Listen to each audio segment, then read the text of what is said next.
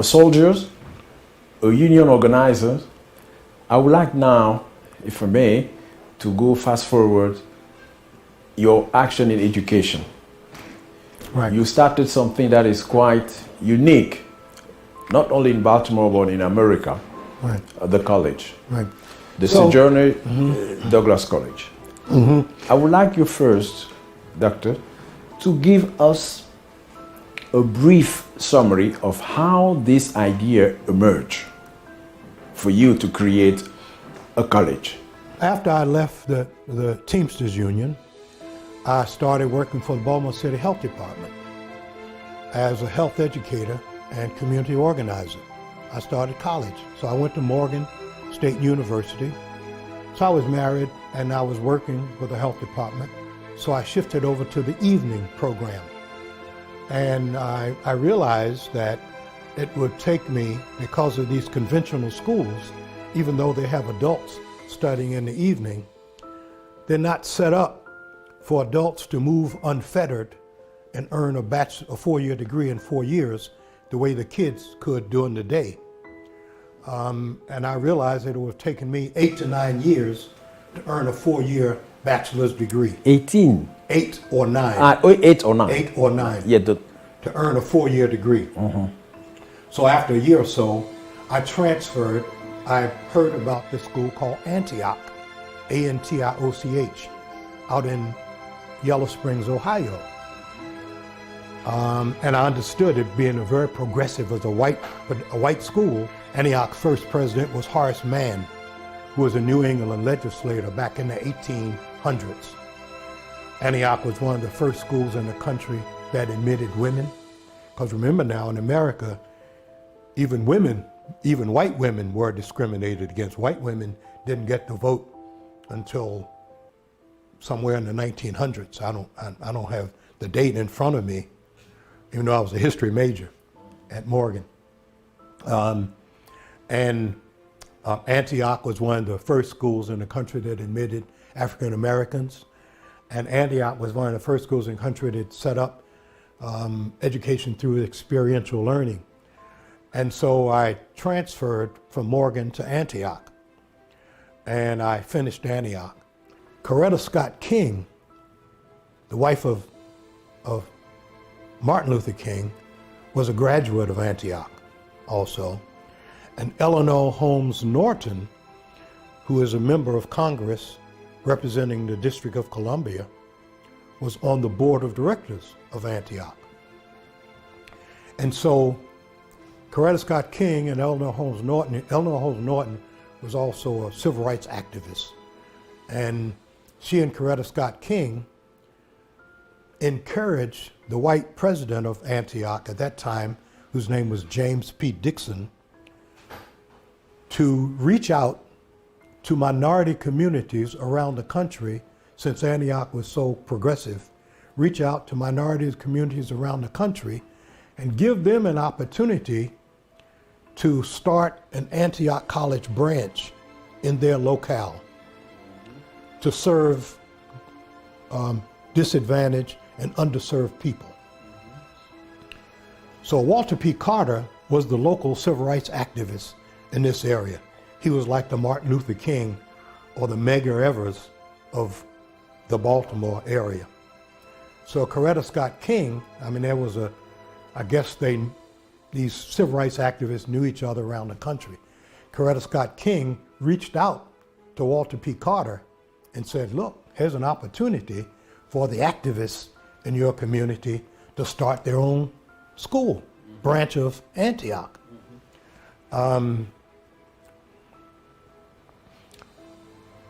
So remember now, Walter P. Carter and I were colleagues from when I was a Teamsters Union. I used to get him to put pickets around companies that I was trying to organize, and I would organize for him when he was putting pickets around places that he was trying to integrate. So Walter Carter came to me and said, Coretta Scott King brought this idea to me. Are you interested in it? So I said, of course.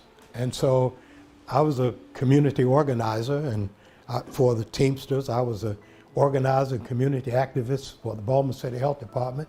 So I knew a lot of people who were involved in the community. So I started organizing community and saying, hey, there's an opportunity for us to start our own school. There was a program up in Minneapolis.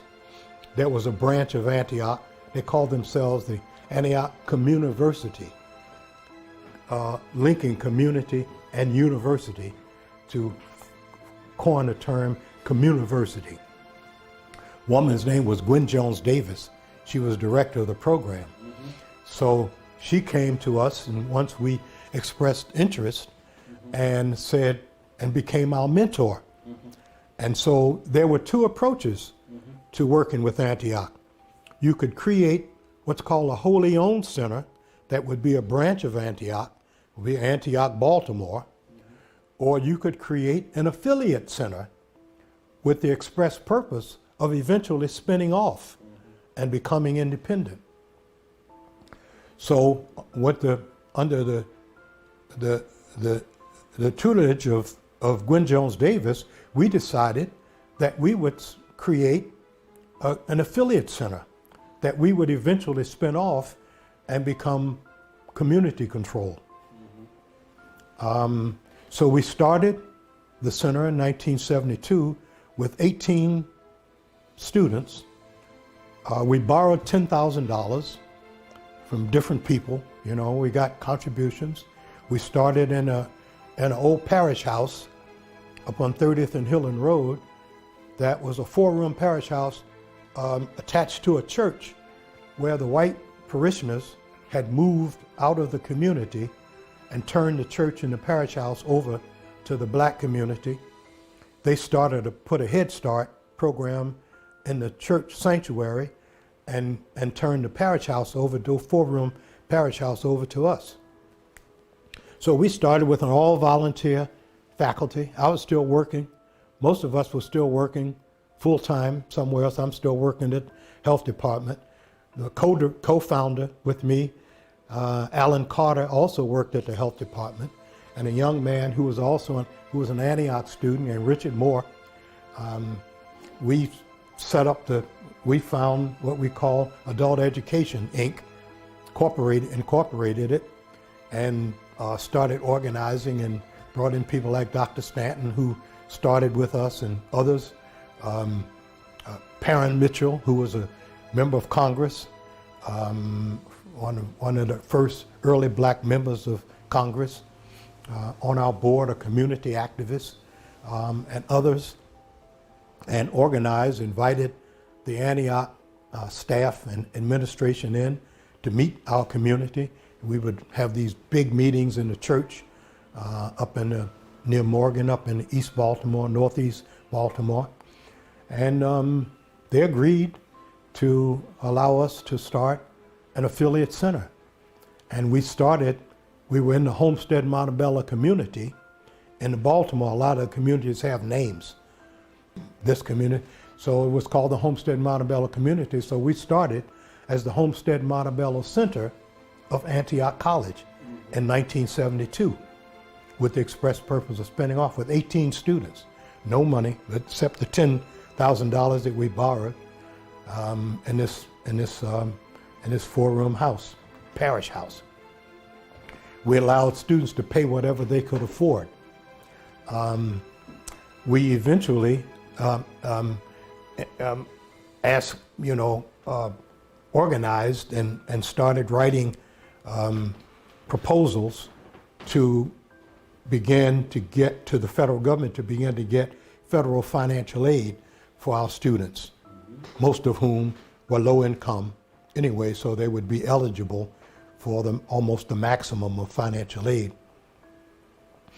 And so we grew and we grew and we organized, and in 1980 we spun off of Antioch and changed the name to Sojourner Douglas College to honor Sojourner Truth, who was an abolitionist, fought against slavery, and Frederick Douglass, who was also an abolitionist, a female and a male So we wanted to honor, because even in those days, even white females weren't honored. And so we wanted to make sure that as we move forward, we'd honor ourselves, but we honor females and males. And so we adopted the name of Sojourner Douglas, honoring Sojourner Truth and Frederick Douglass, both of whom were abolitionists and equal rights activists. And we continued to grow. We moved out of the parish house. There was a... Before we... so you have, if I understand, 8 years with this Antioch branch. Yes, 72 to 80. To 80. Would you organize? What did you teach? How many students do you have? Was the curriculum then? And was the link with the Antioch in Ohio? We started out with, as I said, about 15, 18 students. And we started with only 1 or 2 programs, 1 or 2 bachelor's programs. And as we grew, we expanded the programs.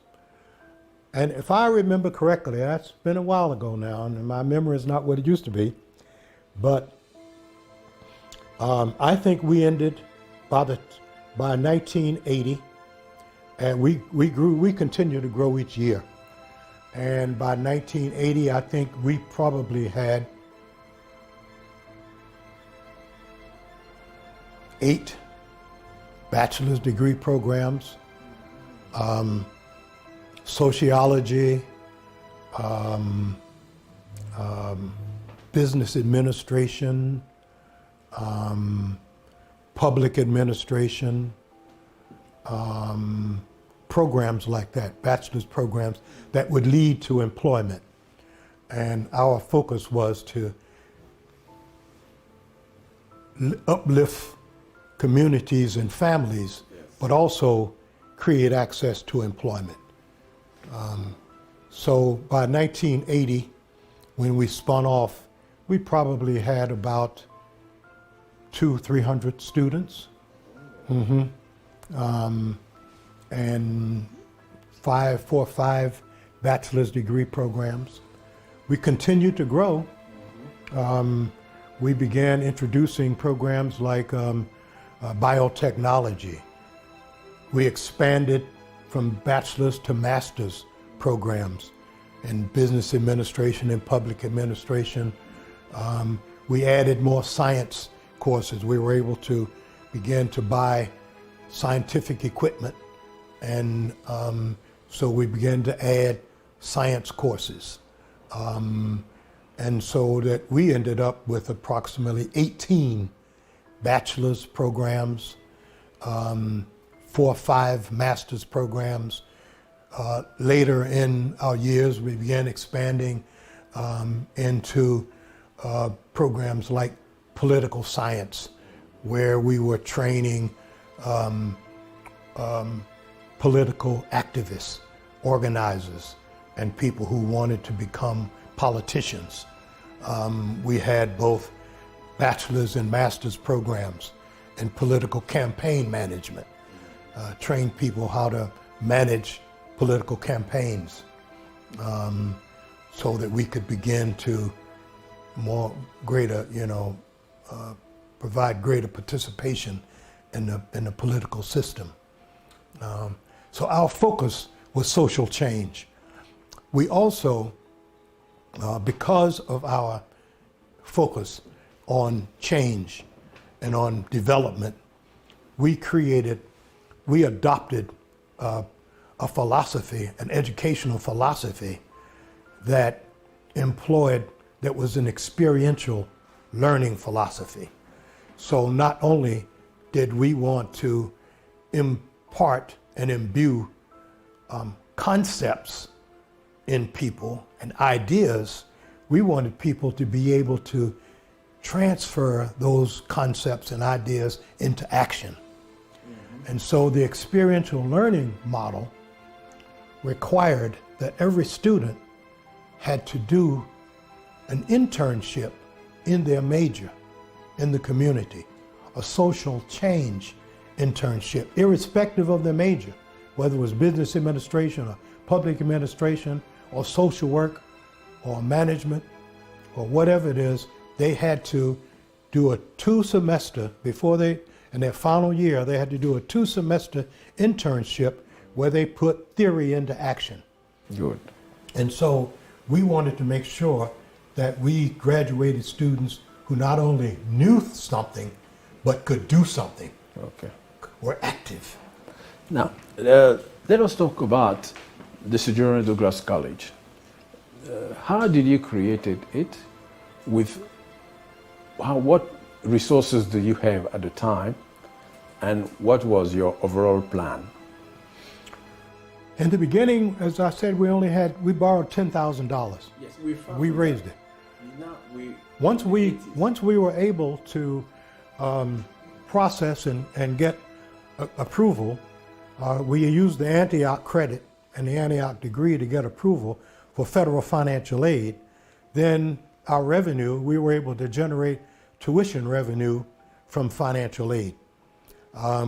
We still didn't raise any serious outside money, but we were able to live within our means and generate surpluses through the federal financial aid program, because many of our faculty and staff were volunteers. And even when we started paying, we started off with all volunteers. And even when we started paying faculty and staff, we couldn't afford to pay what traditional faculty, university or college faculty and staff paid. And our people wanted to make a contribution to the community because that's who we were. That's how we evolved. That's how we started as a community movement. And so we weren't required or didn't have to pay the same thing that, say, Morgan State University paid or Coppin College paid. So we were able, with the financial aid, we were able to create surpluses and develop and grow and use the tuition revenue. We still had people donating facilities. For example, when we moved out of the parish house, the facility that we moved into was formerly owned by a black politician. It was a Can you elaborate on one of two courses that you think were particularly successful? Through that, a block away, we bought, using the GI Bill, we bought 2 row houses side by side. And we moved into these 2 row houses. So we used our, ingenuity to grow and develop. We still had people who would come and volunteer to teach, volunteer administrators. And so we were able to grow and grow. And it's just amazing, the community support and that we had during that whole time, the whole period of time. So you mean, when exactly was the Sojourner Douglas created?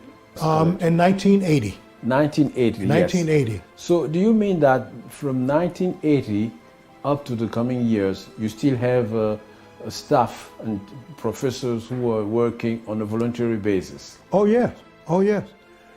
Even once we lost our accreditation in 2015, and no longer had access to financial aid and the tuition revenue, people still, for 2 years, still volunteered, even though they weren't being paid.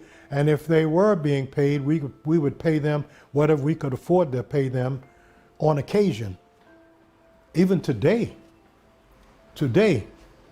we still have people who are volunteering, coming in one who was my administrative assistant, executive assistant, she's in the hospital now, but right up until 2 weeks ago when she was in the hospital, would come in every day and volunteer.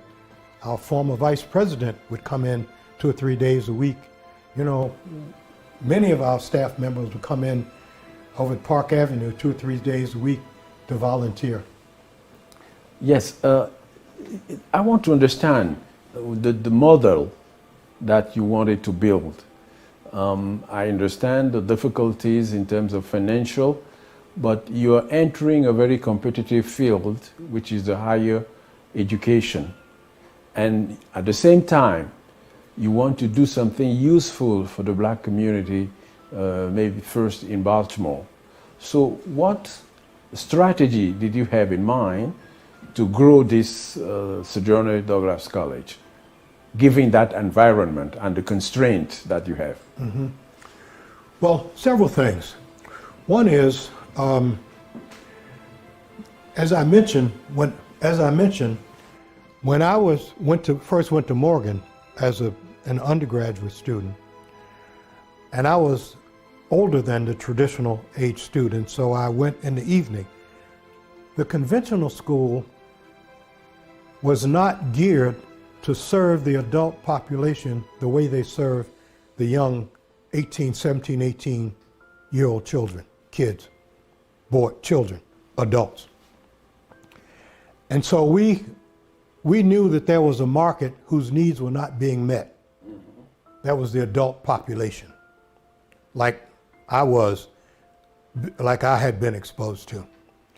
So we carved out a niche to address that population. And we created a model where we had 3 full semesters in an academic year.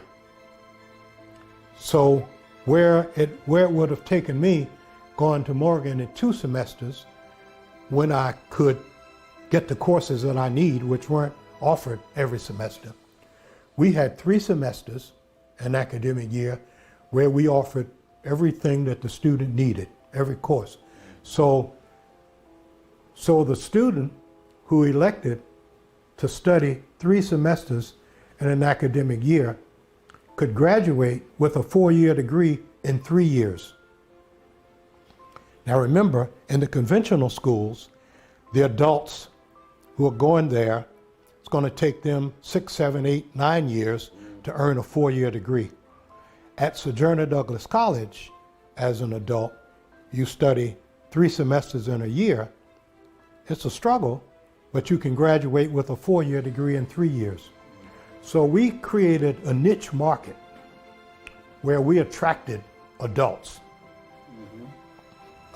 Because of the model, students could study anytime they wanted, began to attract some younger students, not many, but some younger students.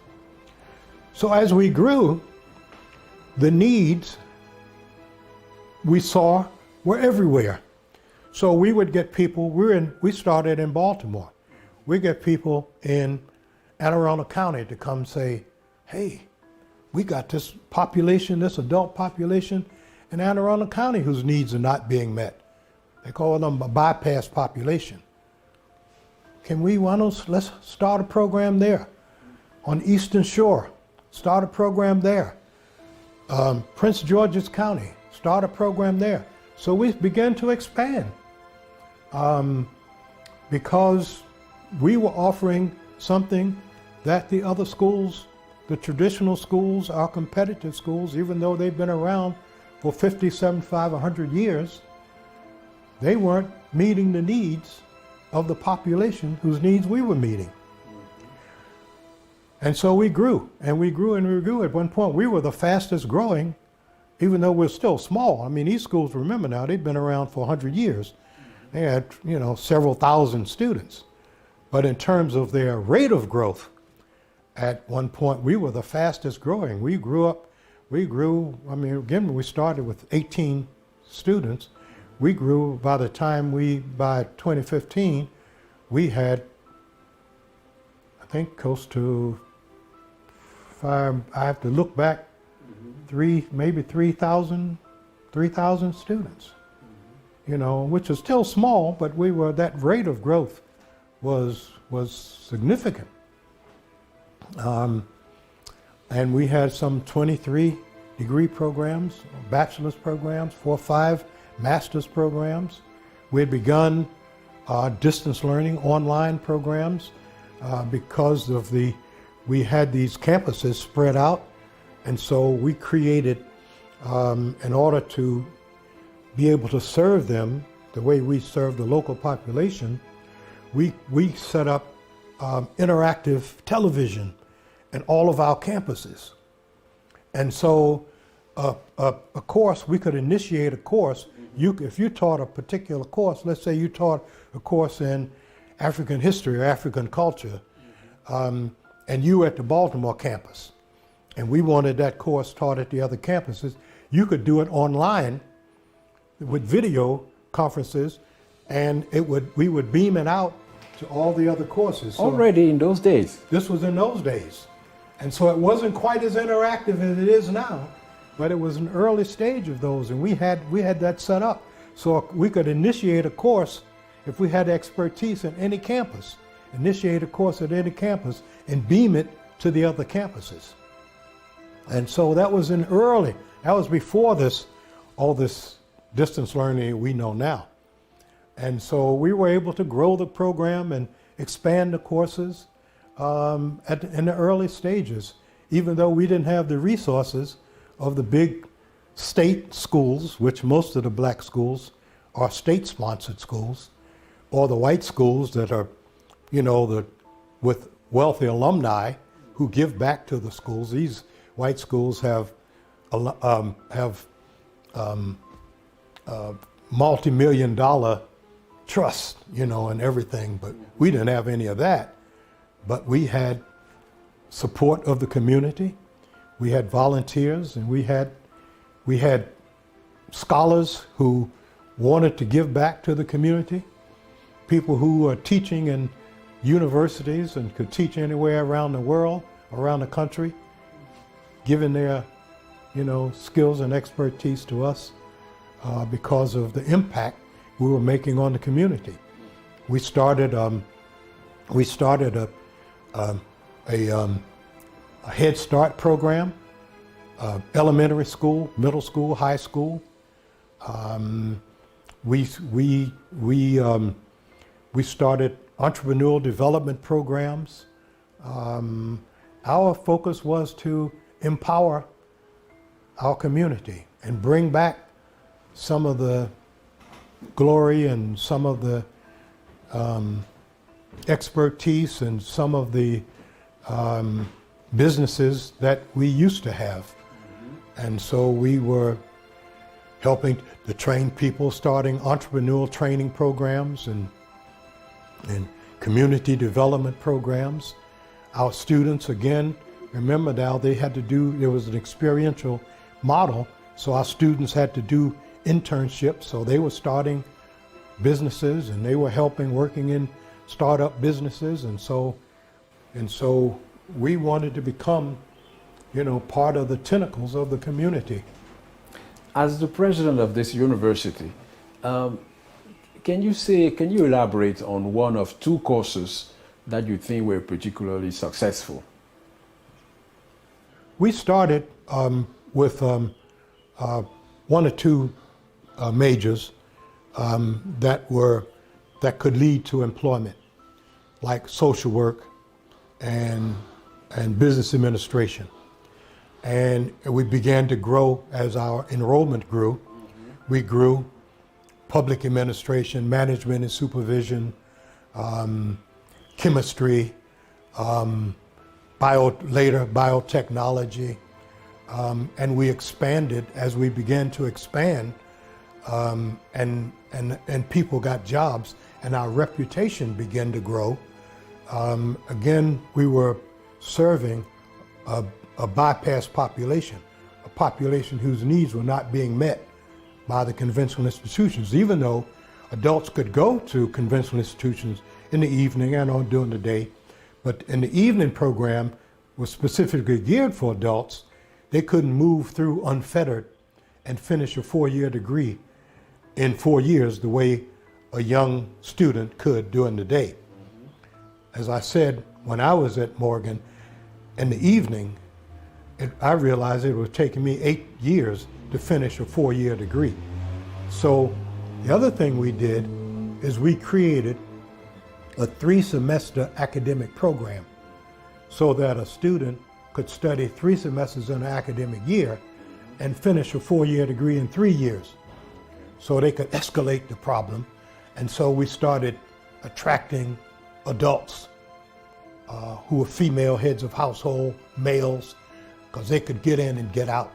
We provided free child care so that when they came to school, they could bring their children.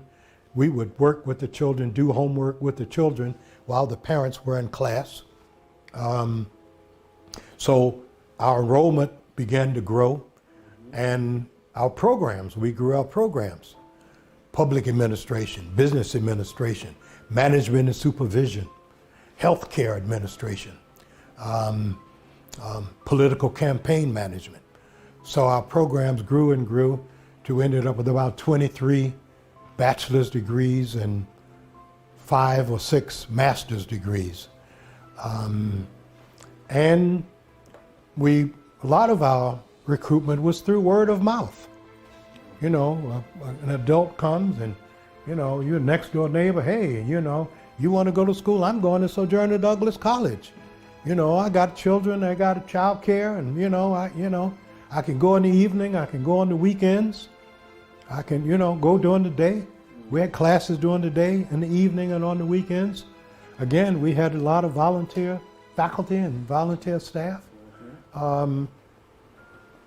So it grew and grew, and it grew by leaps and bounds from the word of mouth and through our reputation in the community. People were getting jobs, doing good on their jobs, because remember now, not only did they learn theory, they were able to apply that theory. So they were getting jobs and getting promotions on their jobs because they could go on the job and make a difference in the workplace. And so, they'd get promoted and they'd tell their neighbor, and their neighbor would come to Sojourner. So a lot of what our growth was through word of mouth. Yes, you have created this Sojourner Douglas College, which is a new initiative in an environment of historical black college. How did you find your place in this environment, and what was your relations with the other existing college already, be it publicly owned or privately owned by blacks? Well, in black higher education, there are 3 umbrella groups.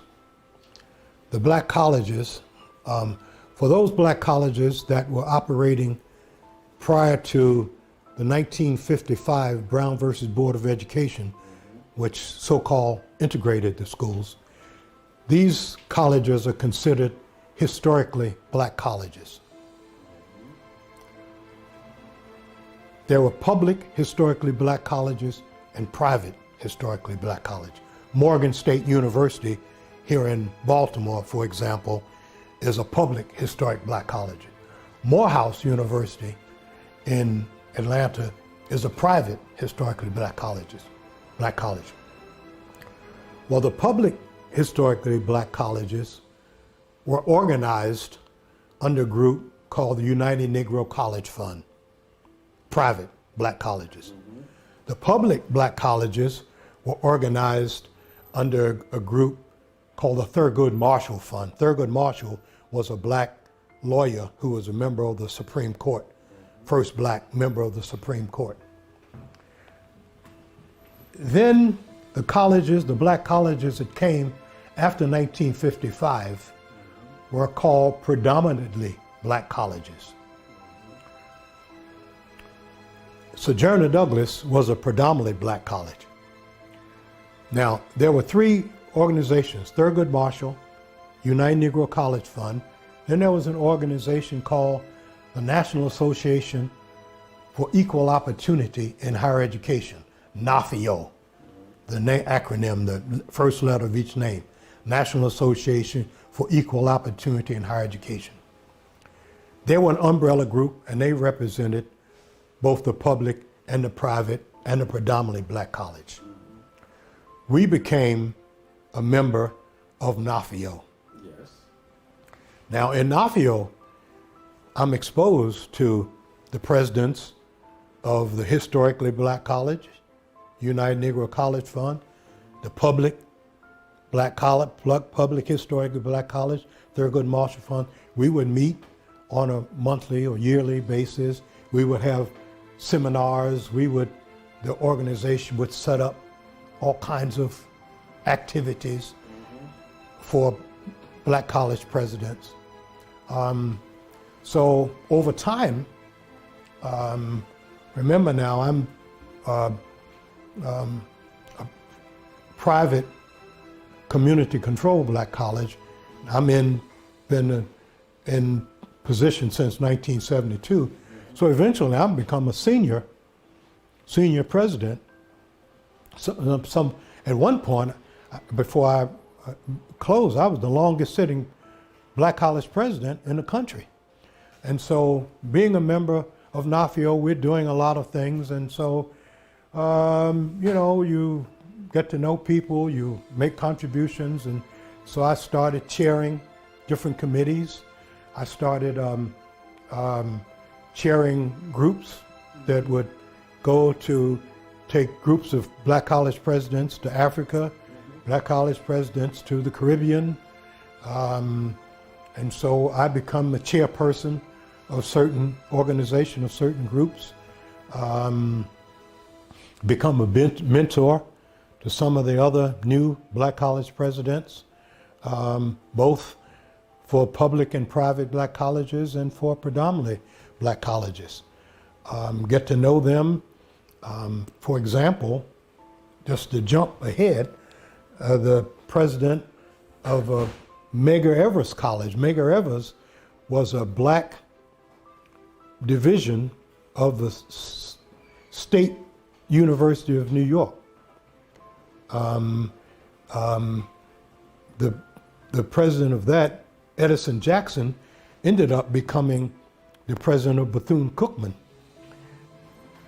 After we lost our accreditation, we were negotiating with Edison Jackson, Bethune-Cookman, President Bethune-Cookman, because we knew each other so well. I chaired different committees. He chaired committees. I served on his committee. He served on my committee when he was at university at Medgar Evers. And so we began we became a branch campus, or we're working towards becoming a branch campus of Medgar Evers until he lost his job at Medgar Evers. He brought in, when President Trump became president, and brought in Secretary DeVos as the Secretary of Education. He brought in Secretary DeVos to be his keynote speaker at his graduation, and because of the pushback from that, because many of the students and faculty members thought that administration was a racist administration, the students and faculty objected, and he stopped the commencement and threatened to send students home and mail their diplomas. And they started a movement that caused him to have to resign. But prior to his resignation, we were negotiating to become a branch campus of Bethune-Cookman. So that's the kind of relationship that I had established with the black college presidents. So I knew almost all of them. As I mentioned, that after a while, I was the longest sitting black college president. I'm sitting now, I'm head of an institution for 43 years. Here in Baltimore, what changes do you think that the Sojourner Douglas College brought to the black community here? We made a significant contribution. We helped start businesses. We brought in money to the community. I mean, at one point, at our highest point, we made a contribution of over $95 million in economic development into the community. If you take the money that we spent in salaries and our staff and faculty, if you look at the salary that they spend, if their money, their salary they spend in the communities, you look at how that evolves and how that multiplies in the businesses where we buy goods and services, how that money, again, turns over and multiplies in the community, how our students spend money in the community, our faculty spend money in the community. When you look at the multiplier effect of that, we were making an over $95 million economic infusion into the community. Our students were doing projects, social change projects in the community that would positively impact other members of the community who are not students. Our students would start businesses, would evolve businesses, many out of their internships. And just the internships alone were social change internships. And so they were improving the quality of life for other residents of the community. We started a charter school that educated impoverished community people. And that made a difference.